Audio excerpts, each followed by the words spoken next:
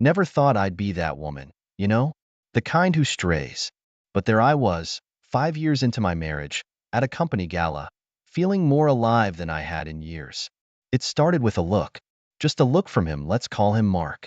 He was new in the marketing department, charming and oh, so different from my husband, Alex.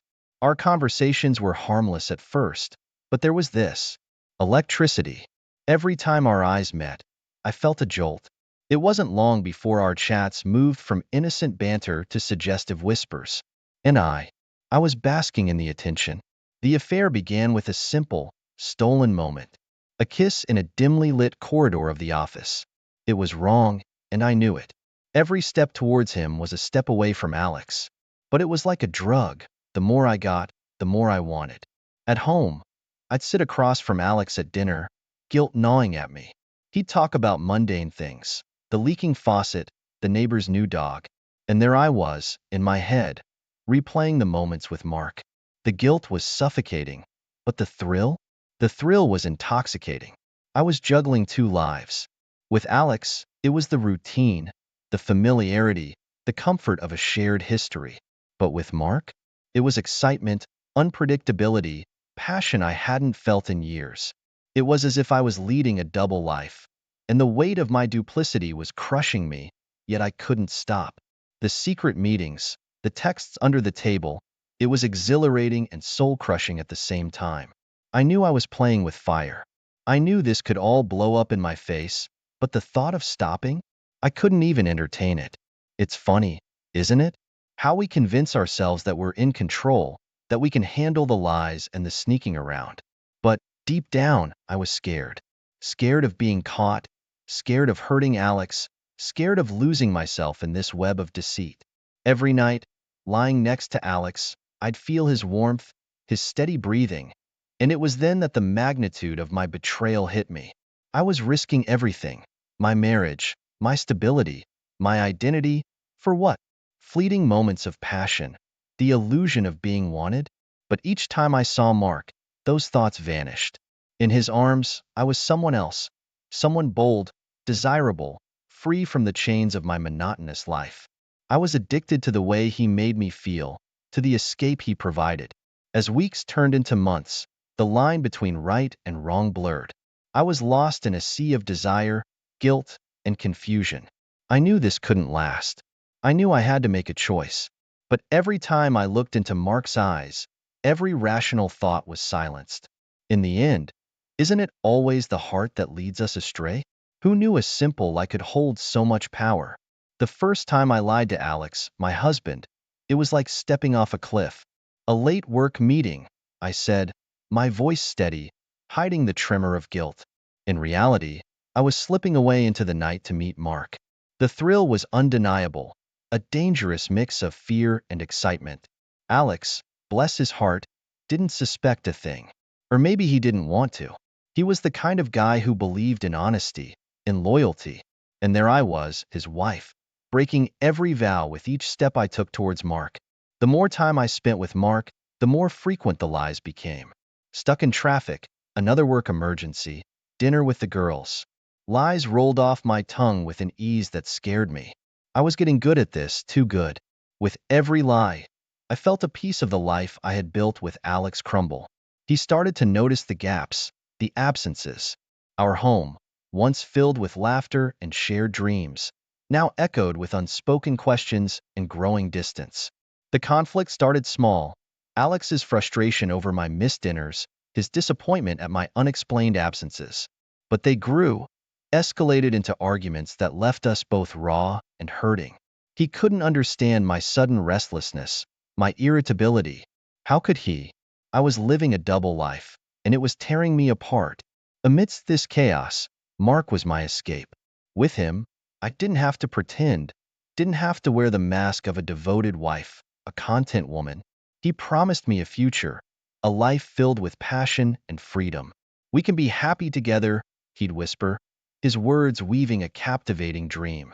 I wanted to believe him, needed to believe him. Mark's promises were like balm to my restless soul. He talked of a life where we could be together openly, free from the lies and secrecy. A part of me knew it was a fantasy, but it was a fantasy one clung to desperately.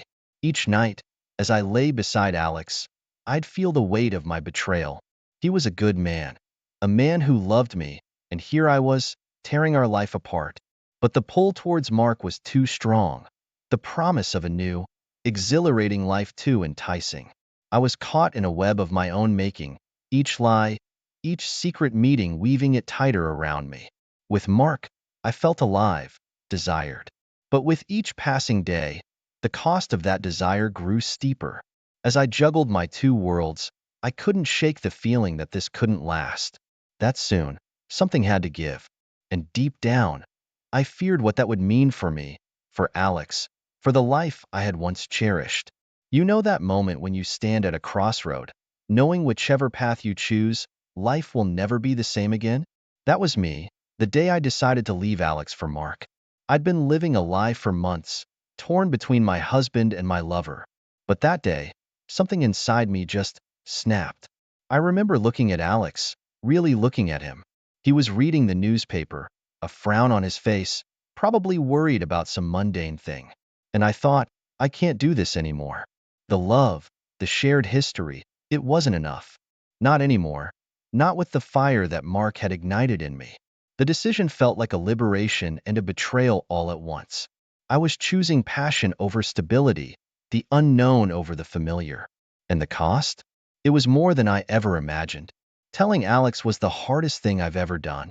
I sat him down, my heart pounding so loud I could barely hear my own words.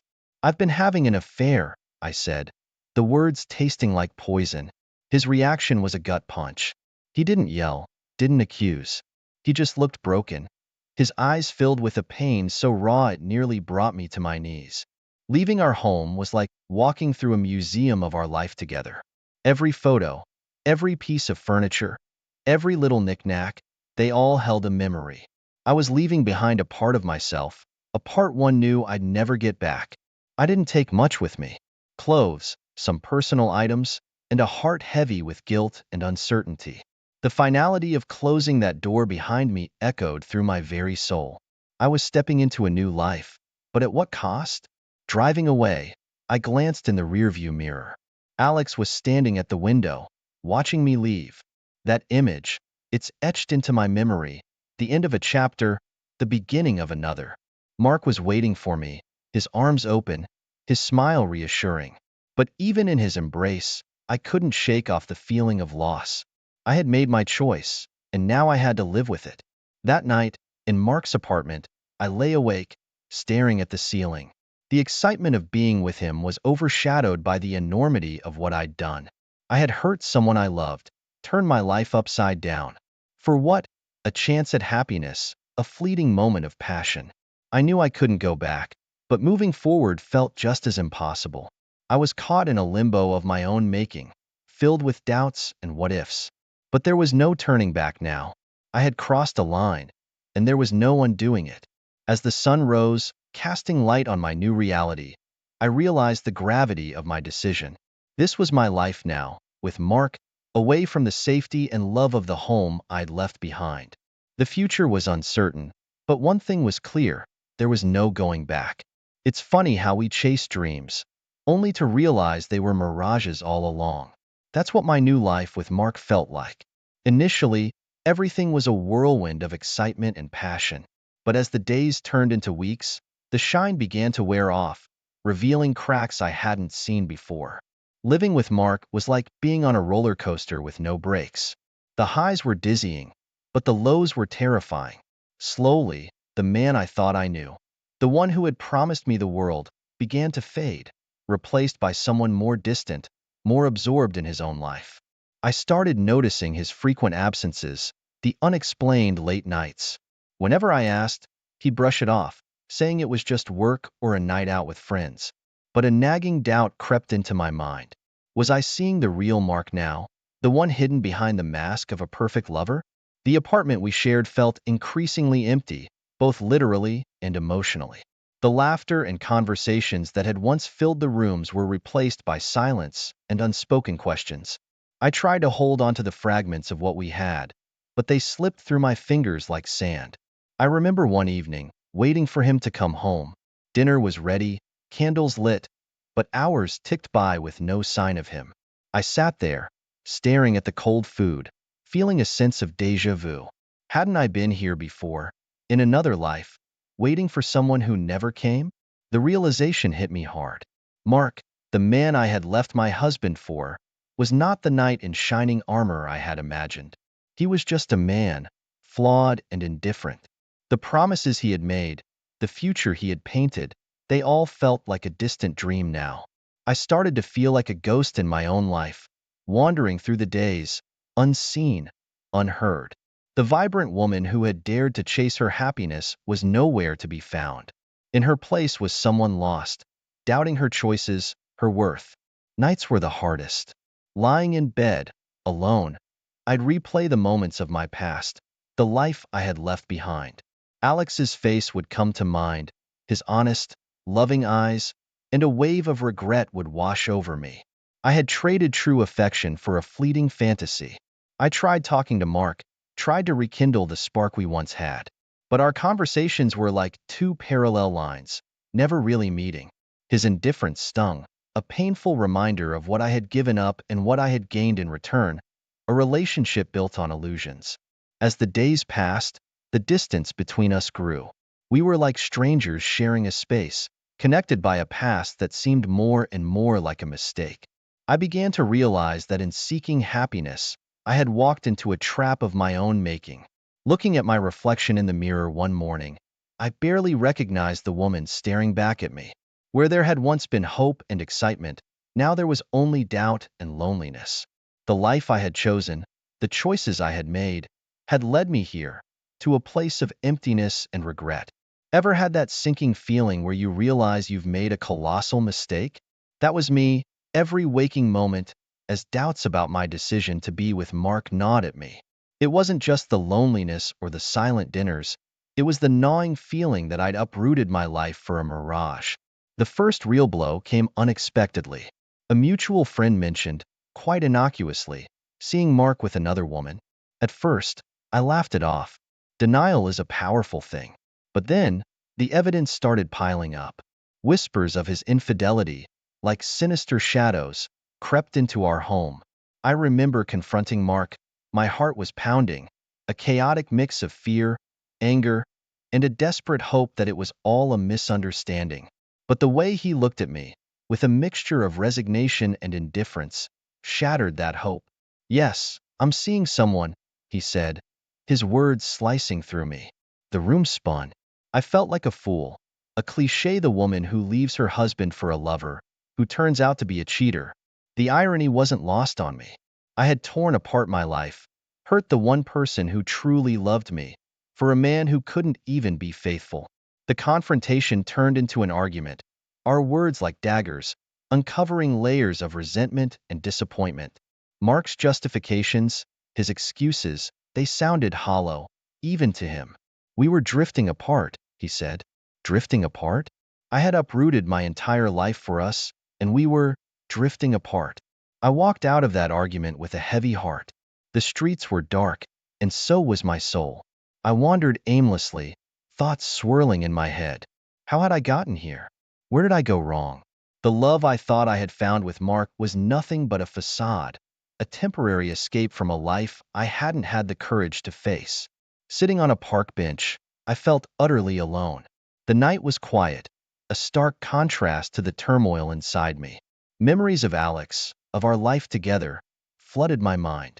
I had left him for a dream, and now that dream had turned into a nightmare. Returning to the apartment I shared with Mark felt like entering a stranger's home. The walls, the furniture, everything felt foreign. Mark was there, his expression a mix of guilt and indifference. We were two strangers, bound together by a series of lies and bad choices.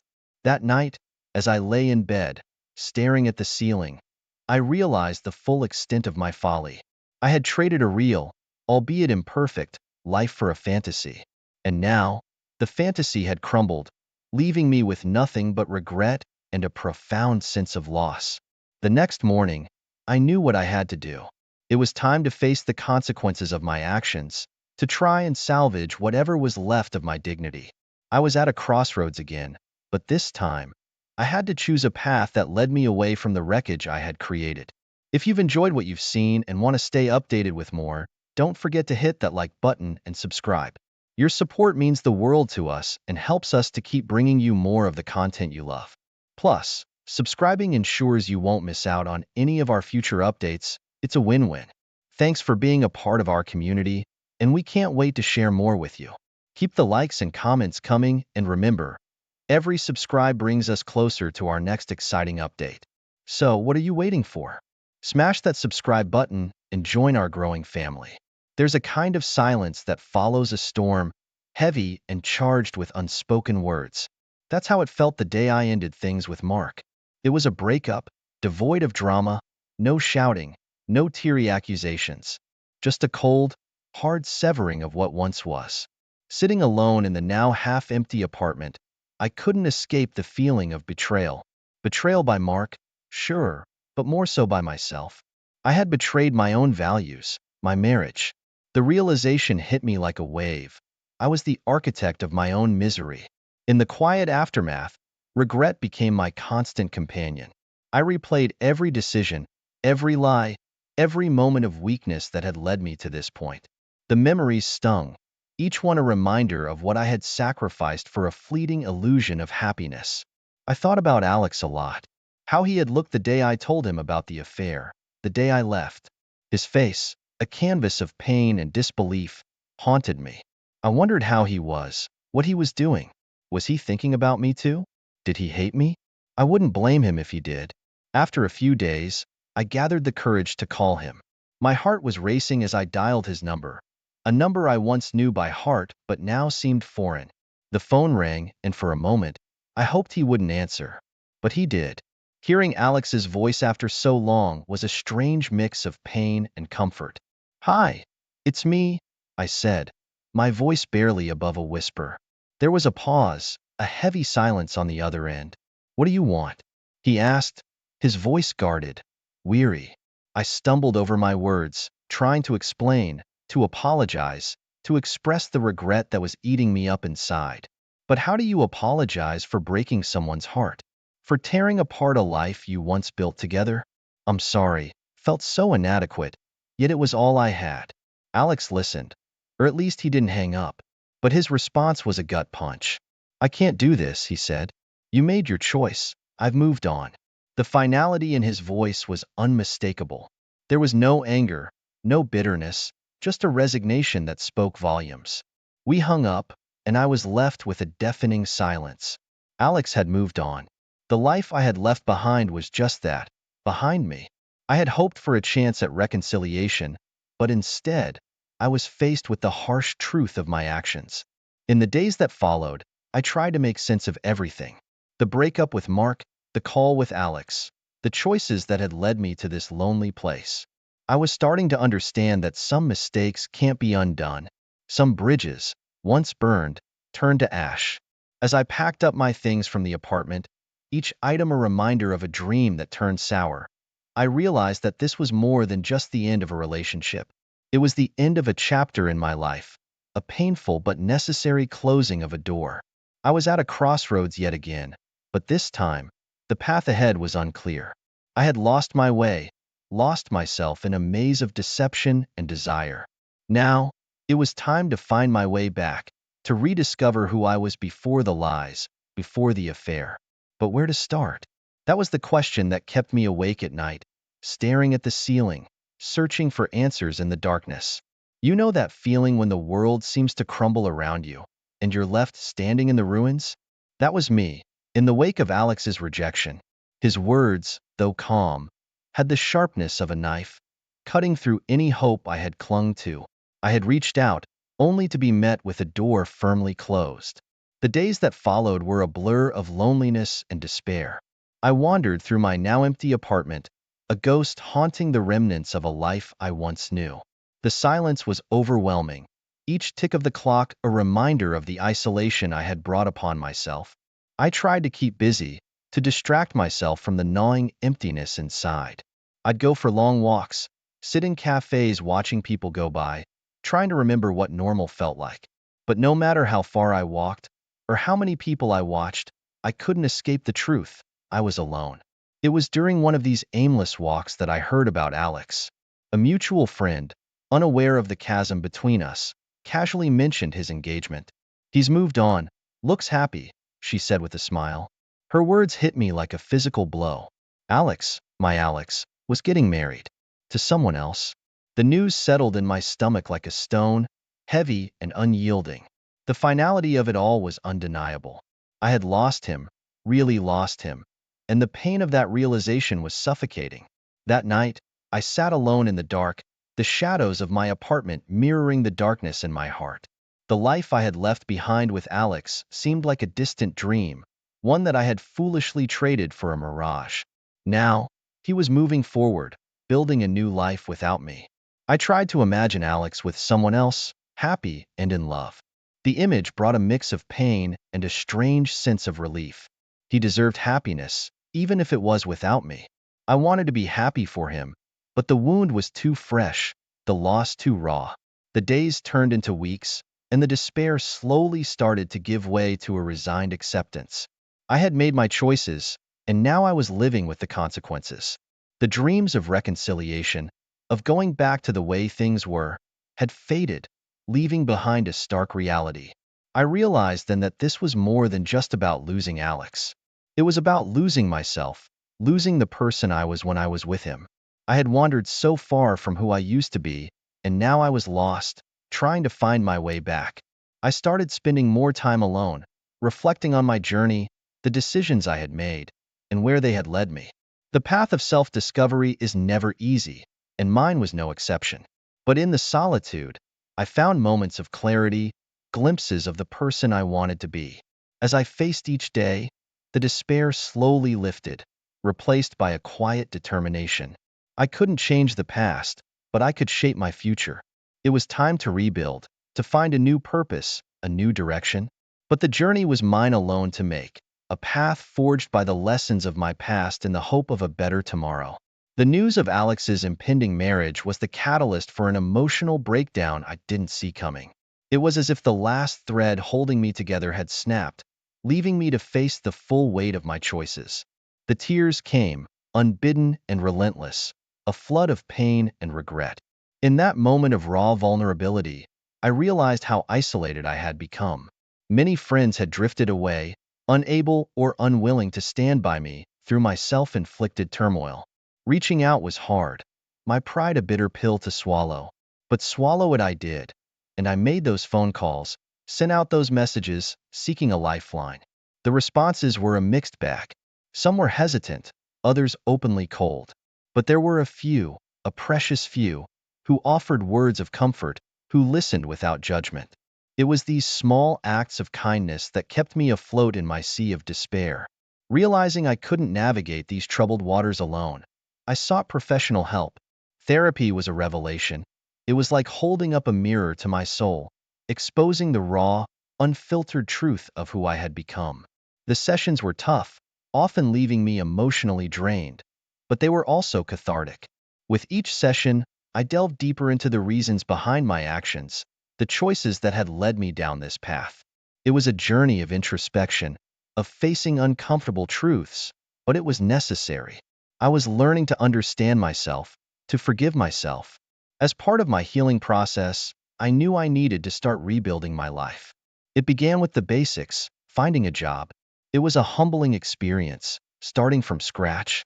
The job I landed was nothing like my previous career, but it was a fresh start, a chance to. It started on a Friday that felt like every other. There I was, lounging in my too-quiet house, wondering when my life had become so predictable. My husband, bless his heart, had become more married to his job than to me. Nights were lonelier, and conversations were more about what was for dinner than how we felt. I craved something, anything, that felt like excitement. That night, I decided I wasn't going to be the dutiful, waiting wife. I needed to feel alive. So, I did something out of character. I went out alone, to a bar downtown, the kind where the music vibrates in your chest and the lights make everyone look a bit more interesting. The bar was buzzing, a mix of the usual Friday crowd looking to unwind. I nestled myself at the corner, nursing a drink I barely liked. That's when he walked in. You know the type. Charisma in his step. A smile that said he knew every secret to making a woman blush. He caught my eye, and like a magnet, I was drawn in. He sauntered over, all confidence and smooth talk. Seems like you could use some company, he said, his voice smooth as silk. I should have said no, thanked him, and turned back to my lonely drink. But I didn't. The conversation flowed easier than the drinks, and with each laugh, I felt more seen than I had in months. The night blurred, a mix of flirtatious glances and the thrill of the unknown. It was reckless, the way I hung onto his every word, how we danced a little too close. When he suggested we leave, a voice in my head screamed to reconsider, to remember the life I had outside this moment. But that voice was drowned out by the louder one, craving to feel something new, something exhilarating. So, I left with him, abandoning all my usual caution at the door.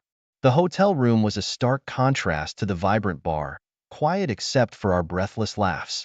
The night was a whirlwind, a cascade of decisions I knew I'd regret come morning. But in the darkness, with him, I allowed myself to forget. I forgot about the husband who barely looked at me, the silent dinners, the loneliness. For those hours, I was someone else, someone daring, unburdened by the expectations of my mundane life. Morning came too soon, its light unforgiving. The exhilaration of the night turned into a heavy cloak of guilt as I watched him sleep. What had I done? I slipped out of the bed, gathering my things in a silent panic. I left before dawn could fully break, before he could wake up and see the regret in my eyes. The walk of shame, they call it. But it wasn't shame that weighed on me. It was the realization that I had crossed a line from which there was no return. I had become the woman I judged in stories, the one who made a selfish choice without thinking of the consequences. As I made my way back to the life I had momentarily escaped, I couldn't shake the feeling that everything was about to change, and not for the better. I had sought excitement, a break from the monotony, but at what cost? The thrill of the night was gone, replaced by a gnawing dread of the fallout that was sure to come. This chapter of my life wasn't one I'd ever imagined writing. It was supposed to be a night out, a brief flicker of rebellion. Instead, it became the first domino to fall in a line that would lead to my unraveling. Walking through the door of what was supposed to feel like sanctuary felt more like entering a courtroom, knowing I was guilty as charged. My heart was pounding, not from the remnants of last night's thrill, but from the fear of the unknown that lay ahead. I had rehearsed a story in my mind, a simple tale of an impromptu girls' night that had stretched into the early hours. It sounded plausible enough if I could keep my voice from trembling. I found him in the kitchen, his back turned to me as he made coffee. The normalcy of the scene was jarring. Morning, I ventured, trying to sound casual, as if the weight of last night's choices wasn't threatening to crush me. He turned, offering a smile that didn't quite reach his eyes. "How was your night?" he asked, and I could swear there was a sharp edge to his curiosity. "It was good, just what I needed," I lied, pouring every ounce of feigned nonchalance I could muster into my voice. "You know, girl talk, wine." It got late, so I crashed at Jess's. The name slipped out too easily, a testament to how often I'd used my friend as an alibi in my head. His nod was slow, too slow, and I could feel the threads of my fabricated tale unraveling with each passing second. The morning passed with an unease that clung to me like a second skin. His questions were casual, almost indifferent, but there was a scrutiny in his gaze that I couldn't meet. I busied myself with chores, anything to avoid that penetrating look. It was when I was folding laundry, a task I usually loathed for its monotony, that he found the receipt. The slip of paper floated to the floor, innocuous yet damning, a stark reminder of a reality I wished I could undo. "What's this?" The simplicity of the question belied the complexity of the emotions behind it. I froze, every rehearsed excuse deserting me as I turned to see him holding the hotel receipt. The date and time a glaring testament to my betrayal. "Oh, that? Must have picked it up by mistake." "You know, from Jess's place," I stammered, the lie tasting bitter on my tongue. The skepticism was palpable in the air between us, a chasm that widened with every word I spoke. The argument that followed was a blur of accusations and denials, a dance of desperation on my part to cover the tracks that led directly to my guilt. He wielded the receipt like a weapon, and I parried with lies that sounded feeble even to my own ears. The air was charged with a tension that spoke of shattered trust and unspoken fears. It was a confrontation that left us both wounded, retreating to our corners to nurse our injuries in silence. In that moment, I realized the magnitude of the chasm my actions had created. The lie I had lived, even if just for one night, had irrevocably altered the fabric of our marriage. I had ventured into a territory where the way back seemed obscured by the shadows of my choices. The husband I had returned to was no longer the man I had left. Suspicion had replaced the easy trust that once defined us. And as I stood there, watching the distance grow between us, I couldn't help but wonder if some truths are better left unsaid, or if the lie I lived would be the unraveling of everything we had built. Just when I thought things couldn't spiral further out of control, they did. It's like I was living in a badly scripted drama, but the plot twists were all too real, and I was the villain in my own story. The aftermath of that fateful night turned my world into a surveillance state, with me none the wiser. It started with a feeling, you know? That prickly sensation on the back of your neck, like you're being watched. I brushed it off as paranoia, the guilt manifesting in my everyday life. But it wasn't just guilt. It was real. He'd hired a private investigator. The thought alone was enough to make my stomach churn, not out of fear, but out of disbelief. Was this what we had come to? Spies and secrets in a marriage that was once built on trust? The PI was thorough, I'll give him that. Every clandestine meeting, every stolen moment with the stranger, was documented in glaring, unforgiving detail. Photos, messages, the evidence was compiled with a meticulousness that left no room for doubt, no space for lies. The bombshell dropped on a Tuesday morning, an ordinary day that became anything but. The evidence of my betrayal, once confined to the shadows, was thrust into the merciless light of day. Photos and messages, once thought private, were sent anonymously to my workplace and family. The fallout was immediate and devastating. My job, a position I had dedicated years to, was gone in the blink of an eye. The scandal, they said, was too much. The disgrace I had brought upon myself now extended to them, and they severed ties with a cold finality that left me reeling. But the professional fallout paled in comparison to the personal. My family, the people who had stood by me through every high and low, were suddenly strangers. The disappointment in their eyes was a blow more painful than any other. Conversations became minefields, every word weighed down by judgment and disgust. The estrangement wasn't loud or violent. It was the silence, the absence of their presence in my life, that cut the deepest. I had become a pariah, isolated by my own actions, a leper in my own skin. In the midst of this turmoil, the stranger, the catalyst for my downfall, became a ghost. Attempts to reach out, to find some semblance of solace or explanation, were met with silence. It was as if he had vanished, leaving me to face the consequences of our actions alone.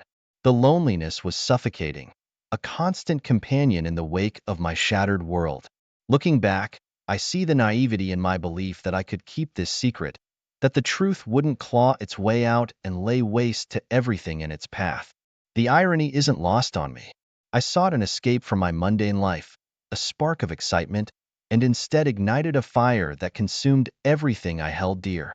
The cost of my transgression was higher than I could have ever imagined, a price paid not just by me, but by everyone around me. In my quest for something more, I ended up with less than I started, a stark reminder that some actions have irreversible consequences, and the path to redemption is a lonely, treacherous road. In a plot twist worthy of the most twisted thriller, my life took a nosedive into realms I couldn't have imagined in my wildest, most paranoid fantasies.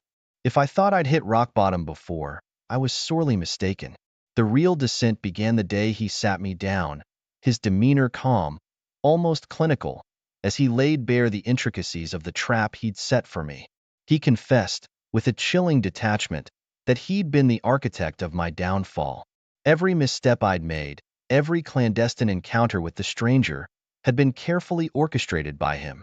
The stranger, the man I thought had stumbled into my life by chance, was nothing more than an actor.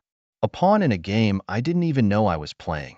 The revelation was a gut punch, the betrayal a bitter pill that lodged itself in my throat, a constant reminder of my naivety. But the cruelty didn't end with just words. He took his scheme a step further, twisting the knife with a relish that chilled me to the bone. A video, my own words damning me, was leaked online. My confession, meant for the ears of a supposed confidant, became fodder for the masses. The public humiliation was swift and brutal, a digital scarlet letter that marked me for the world to see.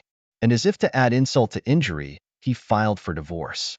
Not just any divorce, but one that painted me as the villain, the adulterer who had forsaken her vows for a fleeting moment of passion. The legal documents were a cold, hard slap, a reminder that in his quest for vengeance, no blow was too low.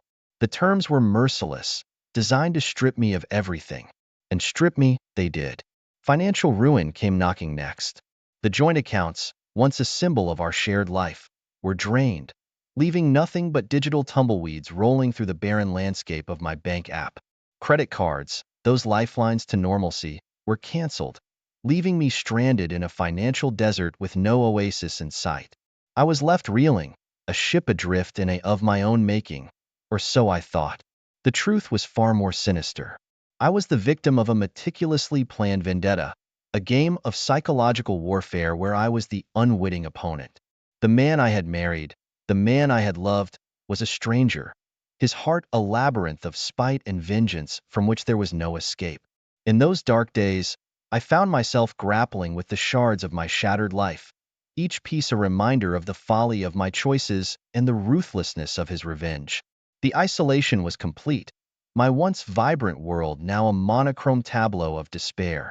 Betrayal, both mine and his, was the poison that coursed through the veins of our marriage, leaving nothing but wreckage in its wake.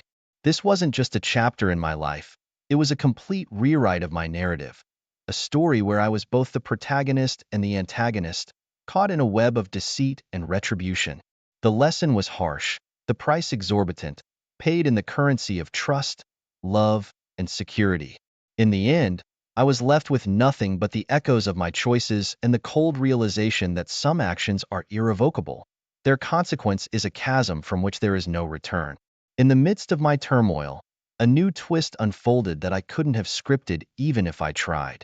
Just when I thought my situation couldn't get any more convoluted, life threw me a curveball in the form of a woman, fierce, determined, and with a story that mirrored mine in its betrayal, albeit with a twist. She was the real wife of the actor, the man I had believed was a stranger drawn to me by fate. She found me in a way that only someone who had been through the ringer of deceit could, unannounced and unapologetic. "We need to talk," she said, her voice steady, her eyes holding stories of pain and defiance that resonated with my own. I was wary, of course. Trust was a commodity I could no longer afford. Yet there was something in her demeanor that compelled me to listen. Her story unfolded like a soap opera, with layers of betrayal that made my own ordeal seem almost pedestrian. Her husband, the actor, had been part of a revenge plot so twisted it made my head spin. It wasn't just about my downfall, it was about hitting her where it hurt the most, through me. The realization that my catastrophic affair was merely a pawn in a larger game of marital chess was both a shock and a strange relief. I wasn't alone in this web of deceit. What came next was even more surprising. She proposed an alliance, a chance to turn the tables on both our betrayers.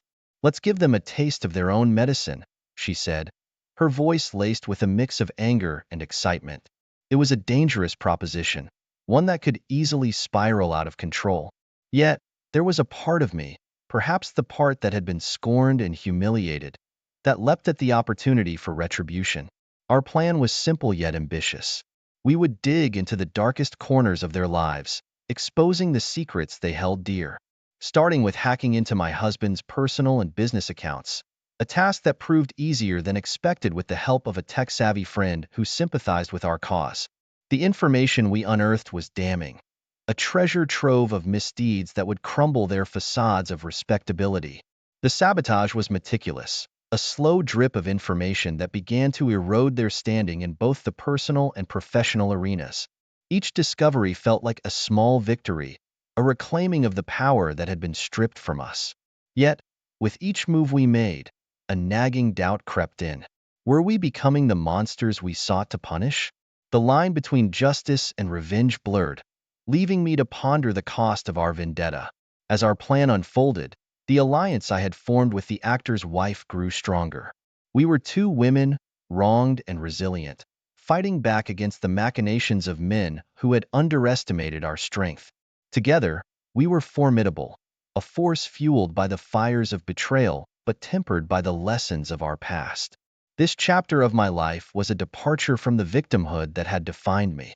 It was a foray into uncharted territories of revenge and redemption, where the risks were high but the rewards, we hoped, would be even higher.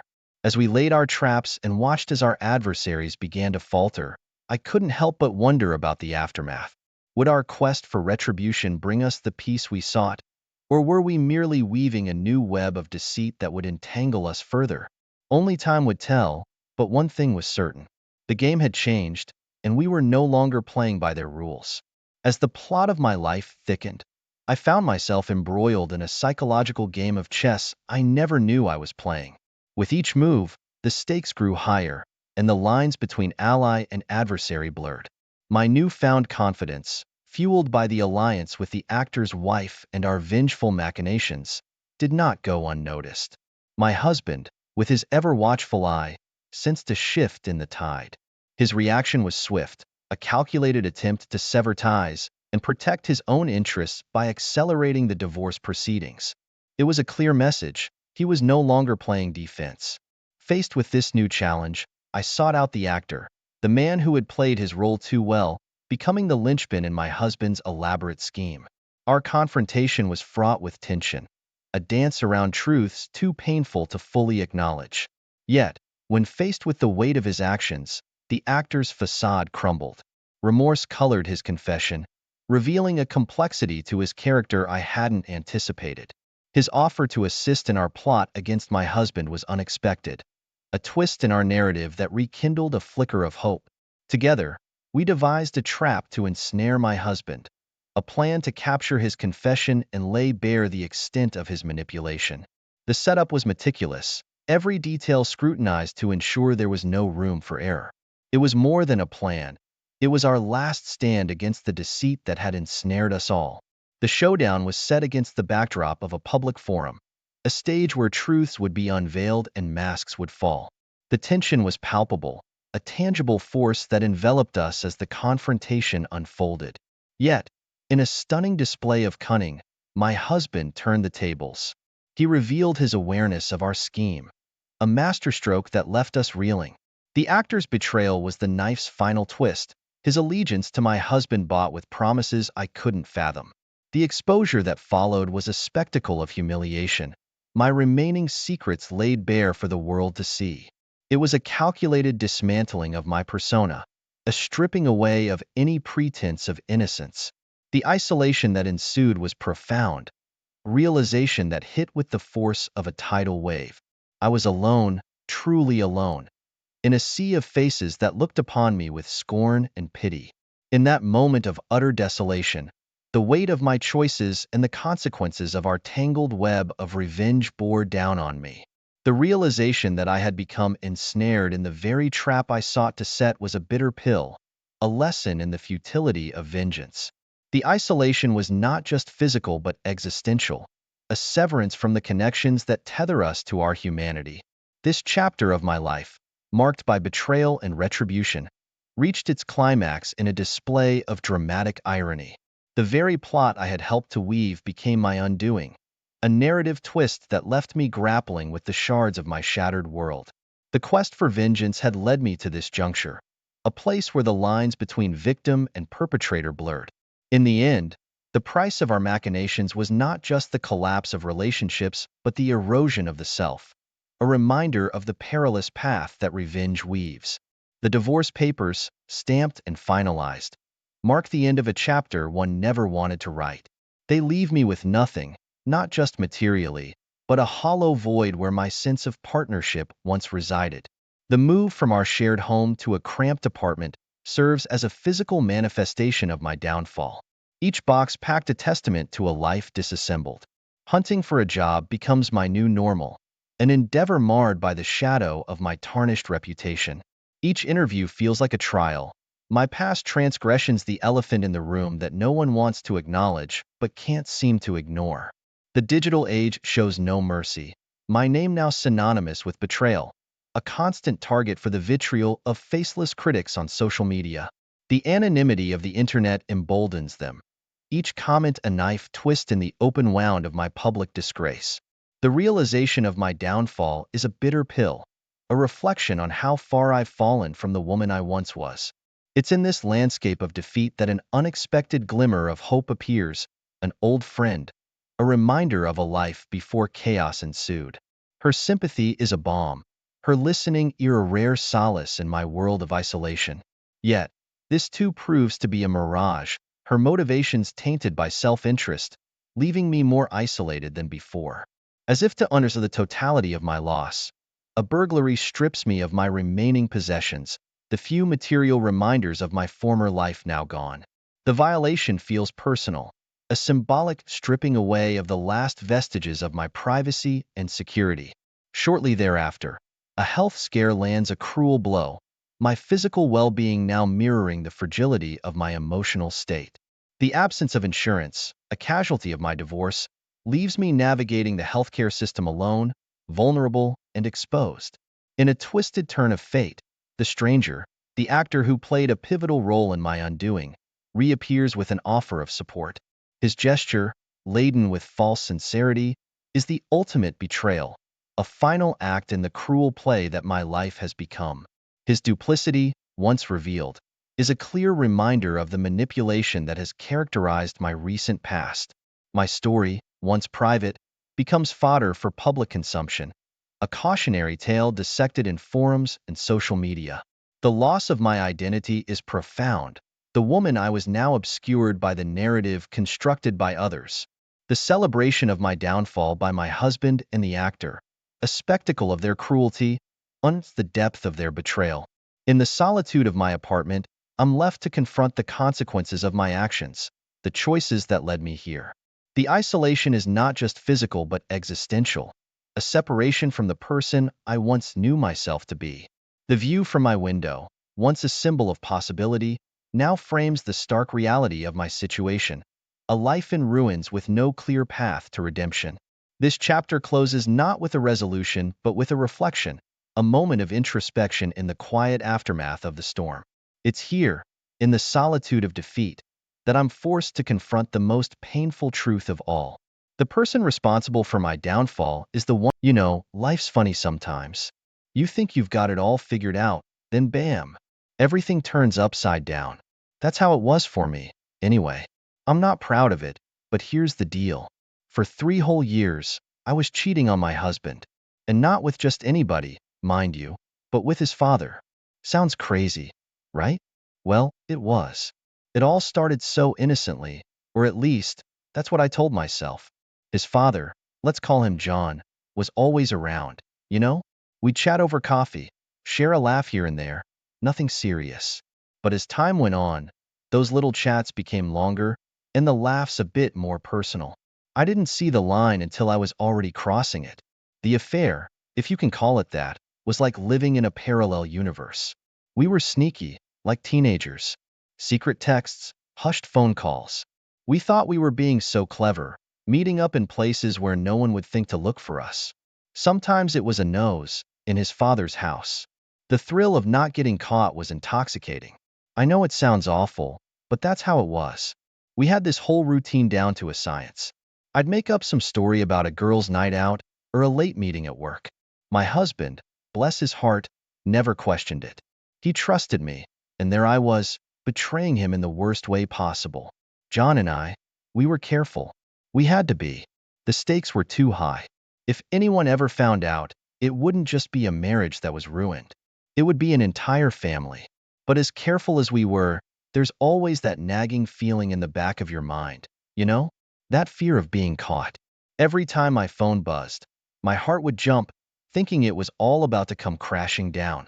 But it never did. We were lucky, or maybe just good at being bad. Looking back, I don't know what I was thinking. It was like I was in a fog, just going through the motions without considering the consequences.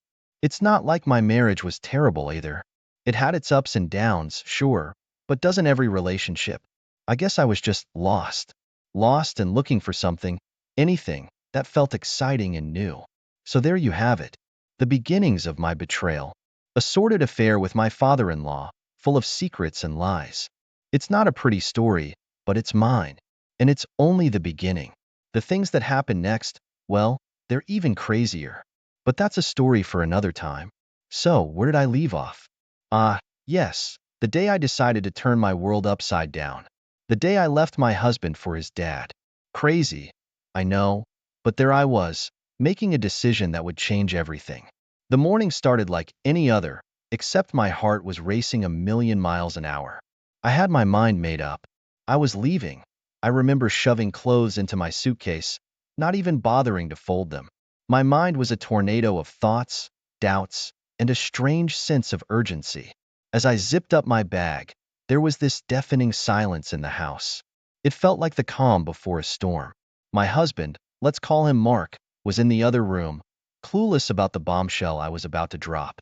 I walked in, suitcase in hand, and there it was, the moment of truth. The look on Mark's face when I told him. I'll never forget it. Confusion, hurt, disbelief. It was all there. He asked why, and I had my answers ready, but honestly, they sounded hollow even to me. I mentioned feeling trapped, needing a change, but I couldn't bring myself to tell him the whole truth. Not about his father. The air was thick with tension. Mark was trying to process it all, and I was there, feeling like the villain in my own story. He asked if there was someone else. I hesitated, then lied. Said no, it was easier that way. Or so I thought. Saying goodbye was bittersweet. Part of me felt relieved, like I was finally breaking free. But another part felt like I was making the biggest mistake of my life. Mark didn't yell or beg. He just stood there, looking lost and defeated, and that made it even harder. As I walked out of the house we had built together, it felt surreal, like I was watching someone else's life fall apart. I got into my car, took one last look at the place I called home for so many years, and drove off. Off to start a new life with John, a man who, in hindsight, I knew so little about. That drive was the longest of my life. My emotions were all over the place. Guilt, excitement, fear, you name it. I kept glancing at my rearview mirror, half expecting to see Mark running after me. But he never came. So there it was. The great escape. The day I left my husband for his father. I wish I could tell you it was the start of something beautiful, but life's never that simple, is it? This was just the beginning of a journey that would take me places I never imagined. And believe me, it gets more complicated from there. But that's a story for another chapter. Hey there, dear readers. I hope you're as hooked on this journey as I was living it. Before we dive into the next chapter of this roller coaster story, I've got a small favor to ask. If you're enjoying this tale of love, adventure, and unexpected twists, how about showing some love? Hit that like button to let me know you're on board. It's a simple click for you, but it means the world to me. It's like a virtual high five, telling me to keep the stories coming. And hey, why stop there? Go ahead and hit subscribe, too. Trust me, you don't want to miss what's coming up next. So, take a quick second to like and subscribe. Done? Awesome. Now, buckle up and let's jump back into the story. Alright, so, I've left Mark, and now I'm with John, his father. Sounds like a soap opera, doesn't it? But that was my reality. The beginning with John was different. Exciting in a way, but also kind of scary. We were trying to build a new life, you know? Not easy, considering how we started. The first few days were like living in a bubble. It was just him and me against the world. We'd spend hours talking about how things would be different, better. We were planning a future, or at least we thought we were. But let me tell you, the outside world wasn't ready to accept us. Friends, most of them bailed, can't blame them. Really. Family, even worse. John's wife, who was now his ex and also my former mother-in-law, yeah, she wasn't sending us Christmas cards anymore. The judgment we faced was like a tidal wave. Whispers, stares, you name it. And then there were the everyday things. You know, grocery shopping, going out for a meal. We get those looks. Those, oh, that's them, looks. We try to brush it off, pretend it didn't bother us. But it did. It's hard to ignore the world turning its back on you. Living with John wasn't all sunshine and roses either. The age difference, for one. It started to show in little ways. His taste in music, the movies he liked. Small things, but they added up. And the conversations, they changed too. From dreaming about the future to just getting through the day. I started noticing things I hadn't before, like how John would avoid certain topics. Anything about Mark, or the past, was off limits. It was like we were living in this weird present, with no past and a blurry future. There was this undercurrent of unease, you know? Like walking on a frozen lake, never sure when the ice might crack. We were playing house, pretending everything was fine.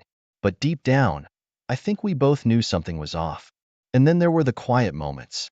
Those moments when I'd catch John looking out the window, lost in thought. Was he regretting his decision? Missing his old life? I didn't ask. I wasn't sure I wanted to know the answer. So there we were, trying to piece together a life from the broken bits of our pasts. It wasn't easy. Sometimes it felt like we were worlds apart, even when we were sitting right next to each other. That's the thing about new beginnings, though. They're messy, complicated, and nothing like you expect. And ours was no exception. We thought we were starting something new, but really, we were just dragging along the baggage from our old lives. And let me tell you, that baggage was heavy. But that's just the start of it. The real twists and turns were yet to come. And believe me, they were nothing like either of us had ever imagined. But hey, that's a story for the next chapter. You know how they say time changes everything? Well, they're not kidding. As the days turned into weeks and weeks into months, my life with John, my ex-husband's dad, started to feel different. The thrill? It was fading, like a photograph left out in the sun. At first, it was the little things. I noticed how John had this habit of switching off when I talked about my hopes or plans. He'd nod, but his eyes, they were somewhere else. Made me wonder if he ever really heard me. Then, there were the silences. Not the comfortable kind, but those awkward, heavy ones that hang in the air. We used to fill every moment with chatter, laughter, anything. Now, we just sat there, staring at our phones or the TV, words becoming rare guests in our home. I started to really look at our life together. Like, the way John insisted on keeping everything a secret still, even though there was no need to anymore.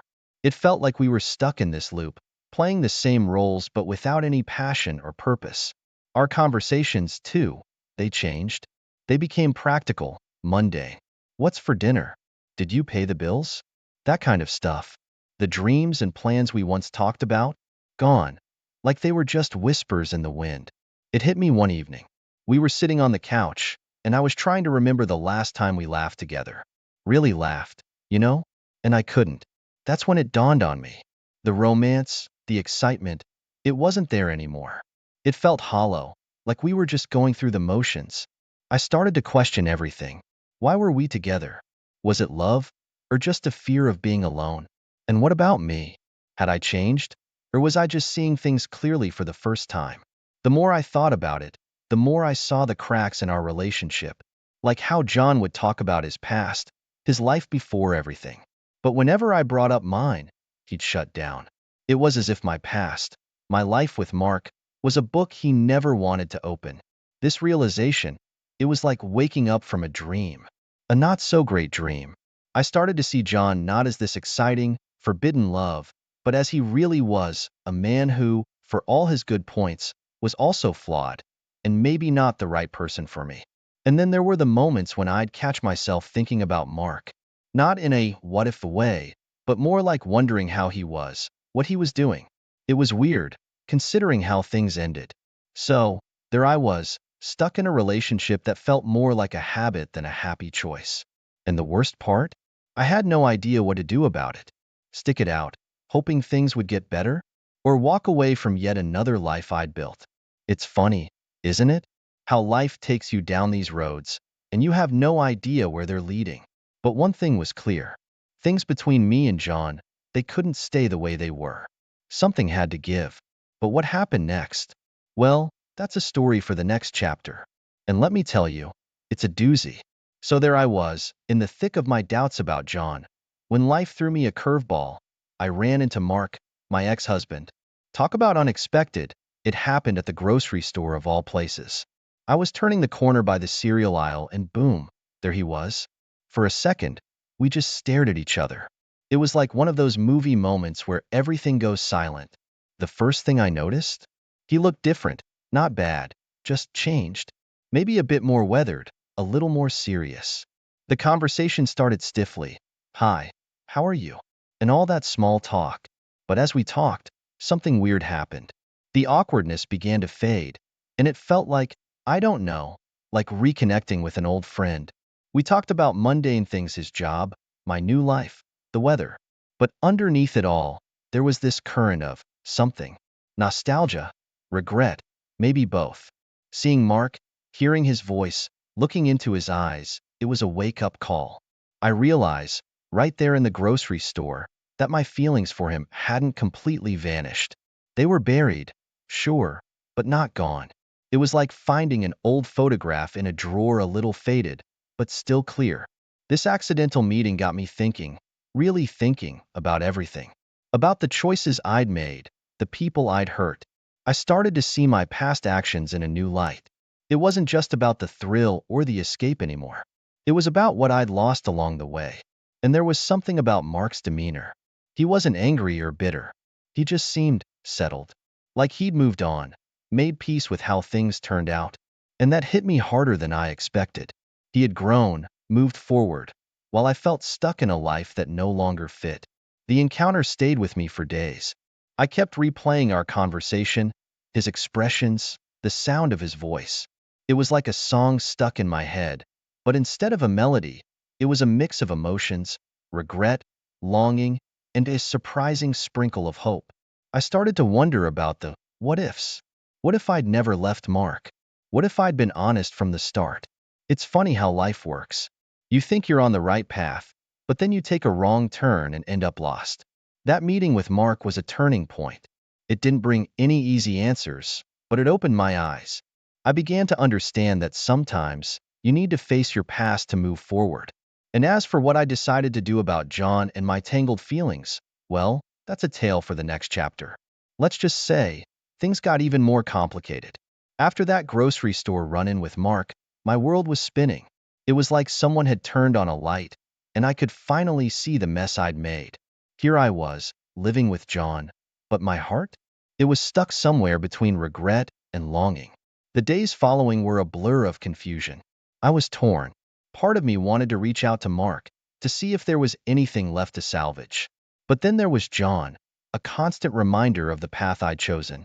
Trying to reconnect with Mark was like walking a tightrope. I didn't know if he even wanted to hear from me. After all, I turned his life upside down. But that pull, that what if, was too strong to ignore. So, I reached out. A text here, a call there. Nothing too heavy, just testing the waters. Every interaction with Mark was a mix of nostalgia and awkwardness. We'd talk about the good old days, tiptoeing around the elephant in the room, our broken marriage. It was like dancing on a minefield, never knowing when we might step on a buried secret. But here's the kicker: as I was trying to figure things out with Mark, I still had John. Our relationship had become this routine, a series of motions we went through without really connecting. And the guilt? Oh man, the guilt was eating me up. I was living a lie again. John sensed something was off. He'd ask if everything was okay, and I'd just nod, putting on my best, everything's fine, face. But inside, I was a storm of emotions. I was betraying him now, in a different way, but still betrayal. I started to see the irony of it all. I'd left Mark because I thought I wanted something more, something different. And now, here I was, wanting to go back to the life I'd discarded. It was a tangled web, all right, one that I'd spun myself. As days passed, the strain began to show. I'd be with John but thinking about Mark. I'd be talking to Mark but feeling guilty about John. It was a mess, a real emotional roller coaster. And the worst part? I had no one to blame but myself. This chapter of my life was like a lesson in love and consequences. I'd made choices, and now I was living with them. The deception, the lies, the hurt I'd caused, it was all coming back to haunt me. But life has a funny way of throwing curveballs. Just when I thought things couldn't get more complicated, they did. And that's where the real suspense began. Choices had to be made, truths had to be faced, and the consequences? Well, they were just around the corner. That's the thing about tangled webs. They're intricate, complicated, and once you're caught in one, it's hard to break free without causing more damage. But I was determined to try. How I went about it, and the revelations that came with it, well, that's a story for the next chapter. Let's just say, things took a turn I never saw coming. You ever reach that point where you just can't keep running from the truth? Well, that's where I found myself. Caught between John and Mark, I knew it was time to face the music. So, I did something I never thought I'd have the guts to do. I confronted them both. First up was John. We sat down in our living room, the one we'd shared for what felt like a lifetime and an instant all at once. My heart was pounding so loud, I swear it echoed off the walls. I told him everything about meeting Mark, my feelings, my doubts. It all came pouring out. John, he just sat there, listening. His face was like a mask, giving nothing away. When I was done, there was this long, heavy silence. Then, he spoke. His voice was calm, but I could hear the hurt beneath it. He told me he'd sensed something was off, but hoped it was just a phase. Hearing him say that, it was like a punch to the gut. The pain in his eyes, I caused that. Next was Mark. We met at a park, neutral ground. The autumn leaves were falling, kind of poetic, I guess. Telling Mark was harder. We had history, a life we'd built and I'd torn down. I took a deep breath and dived into the deep end. I told him about John, my feelings, my confusion, everything. Mark's reaction, surprising, he wasn't angry or sad. Instead, he was understanding. He said he'd always wondered if things could have been different, but he'd moved on. He wished me well, no matter what I decided. It was gracious, more than I deserved. Confronting them was like lifting a veil. I saw John and Mark not just as the roles they played in my life, but as people, with their own hopes, fears, and heartaches. John, who'd risked everything for a love that wasn't built to last. And Mark, who'd found the strength to move on from a past that could have held him back. The revelations didn't end there. John admitted he'd been holding on to the relationship more out of fear than love. Fear of being alone, of facing the judgment of others. And me, I realized I was doing the same thing. We were two people, clinging to each other, not because we wanted to, but because we were afraid to let go. And Mark, he showed me that it's possible to grow from pain, to find peace after heartbreak. His calm acceptance was a lesson in grace, a stark contrast to the chaos I'd been living in. So there we were, secrets out in the open, raw and real. It was a turning point, the moment everything changed. The tension, the lies, the heartache, it all came to a head in those confrontations. What happened next? How we all moved forward from that tangle of emotions and truths? Well, that's the crux of the next chapter. Let's just say, the path to healing and redemption was anything but straight. But that's life, isn't it? A journey of twists, turns, and the occasional surprise. So, we've reached the end of this crazy ride, and let me tell you, it was nothing short of dramatic. After all the confrontations and revelations, things took a turn I never saw coming, especially for John, the man I'd left my husband for. The fallout from our relationship was like a domino effect. First, it was his reputation. You see, John had always been respected in our community, a pillar, you know? But after everything came to light, people's perceptions changed. Whispers turned into talks, and respect turned into pity or worse, disdain. Then came the loss of his family's respect. It hit him hard, his other children. They couldn't look at him the same way. He had broken the unspoken family trust, and that's not something you get back easily. Family gatherings turned awkward, filled with unspoken words and heavy glances. And as for us, well, our relationship crumbled like a house of cards in a storm. With everything out in the open, the bond we thought we had just evaporated. We were left staring at the truth. Our relationship was never built on something real. It was an escape, a distraction from our own individual issues. John's downfall was a hard thing to watch. I saw a man who once held his head high, now walking with the weight of the world on his shoulders. His spark, that thing that made him, it just faded.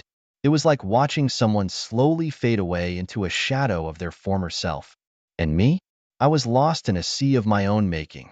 Guilt, regret, empathy, a cocktail of emotions. Seeing John's life unravel, partly because of decisions I'd made, was a heavy burden. It made me question so much about myself, my choices, and what I truly wanted in life. But here's the twist. Through all this turmoil, something unexpected happened. I began to find myself, stripped of the lies, the secrets, and the drama. I started to see who I really was, what I valued, and what I wanted to stand for. The story of me, John, and Mark is more than just a tale of betrayal and consequences. It's about the complexities of human relationships, the unpredictability of life, and the often painful journey towards self-discovery. In the end, John lost a lot, and so did I. But in that loss, there was also gain, a chance for redemption, for growth, and for finding a new path. Life's unpredictable like that. Just when you think you've got it all figured out, it throws you a curveball, forcing you to face truths you'd rather avoid.